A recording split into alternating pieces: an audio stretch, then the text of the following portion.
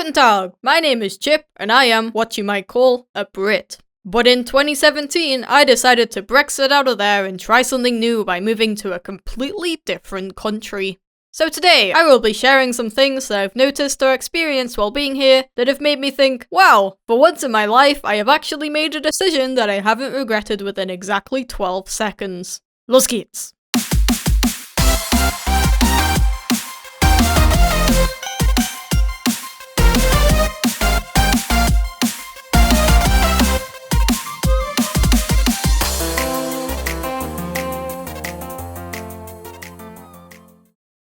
So, big ol' disclaimer time. I want you to pay very close attention to the title of this video, in particular this symbol right here. This is called I. Those of you with common sense will know that that means I as in me, as in this video is about my personal experiences, and not 5 reasons why Germany is the best country objectively, hashtag facts, hashtag not clickbait, loosely related emoji. Your experiences, depending on where you're from, are probably a lot different, and that's awesome. Interesting, in fact. So whether you're from Germany or a different country entirely, please let me know what it's like living there so I can flex my knowledge of places I've never been to people who probably don't care. Okay, let's actually get on with the list now. The food. When you think of Germany, you probably don't think of the food, but you should, because it has some heckin' good nom-noms. The cream of the crop, of course. The schnitzel. What is this so-called schnitzel, you may ask? Well, you take some meat, usually veal, whack it a bunch, bread it, and fry it. Serve it with some lemon, yes, lemon, and you got yourself one tasty boy mit pommes.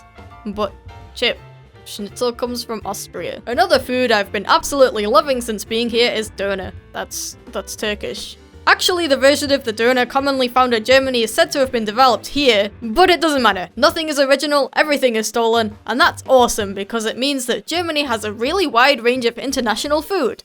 Seriously, coming from England where you get an ice cream truck for one day in the summer maybe, to ice cream cafes on every street corner, oof, I'm spoiled. Never before have I felt so worldwide.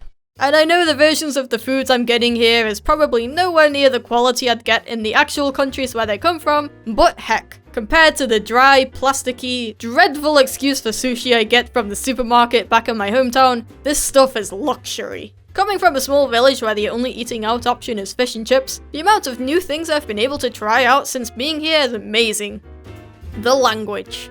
A lot of people rag on German for sounding aggressive. You got these videos with ridiculously polite looking people from like France and Italy, and then you got the German guy. Look how mad he is. Anything can sound aggressive if you try. Here, let me show you. Aeroplane! Flugzeug. Butterfly! Schmetterling. Daisy! Gänseblümchen. It's a joke about rude British people and done. The language. Yeah, I wasn't done, I just didn't know how to transition from that joke. So learning German is supposed to be pretty hard. And believe me, it has its fair share of hogwash that I will get into on a later date, oh don't you worry. But once you get past that, you realize it's quite the expressive language. This being the first language I've properly learned, it's been fun discovering lots of phrases and expressions that don't really exist in English. And I've been surprised by how many I wish existed in English.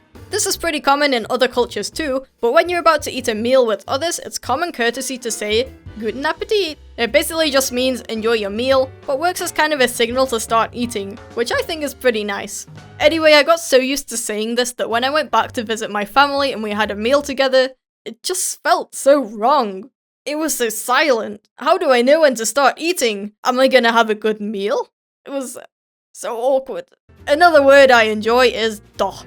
Doch is something you say, for example, when you're arguing with someone like, Chipflake is not cool. And you'd be like, doch? As in, yeah they are. See how long it takes in English? In German all it takes is one sassy word. And it's another one of those words I keep wanting to say in English. You should not subscribe to Chipflake. Yes you should. I mean, if you want to, I'm not forcing you or anything. Traffic light laws. In Germany, if you're caught crossing the street while the pedestrian light is still red, you'll be fined €5. And that's awesome.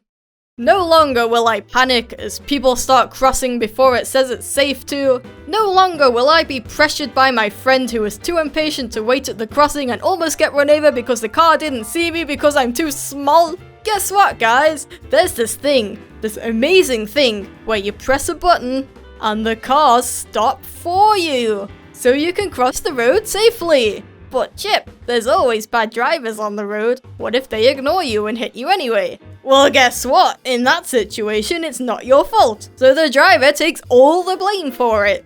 Whoa, that sounds amazing. Hold on, I have to wait for 30 more seconds for the cars to fully stop before I'm allowed to go? Nah, I'd rather just cross the moment I press the button and glare at you angrily as I go past, as if being slightly in my way is more important than your personal safety.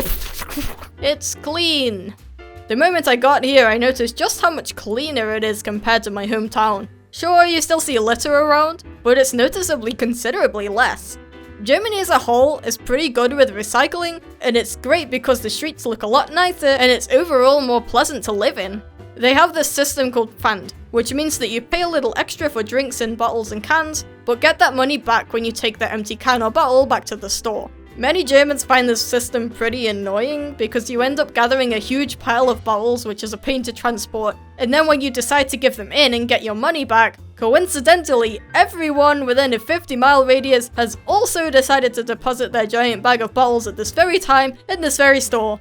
Not to mention the difficulty of actually trying to use the machines. These things love to reject your bottles for no reason, and are constantly broken and out of service when they're needed the most. It sounds pretty bad, but honestly I think it's totally worth it.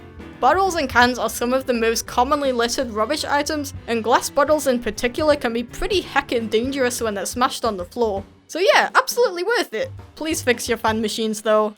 So those are some things that I've been enjoying about Germany since moving here. As I said earlier, if you noticed any interesting similarities or differences compared to where you live, I'd love to hear them in the comments. And you're probably thinking, wow, Chip really likes this place, huh? Well, as you probably know, the universe dictates that no one is allowed to enjoy something too much, therefore there must always be downsides. So, join me in about 2 weeks' time for things I hate about Germany. Of course, if you're watching this in the future, it's already out and I'll put a link right here. If not, you can subscribe to me and ring the bell and you'll get notified when it comes out. So, see you then. Cheers!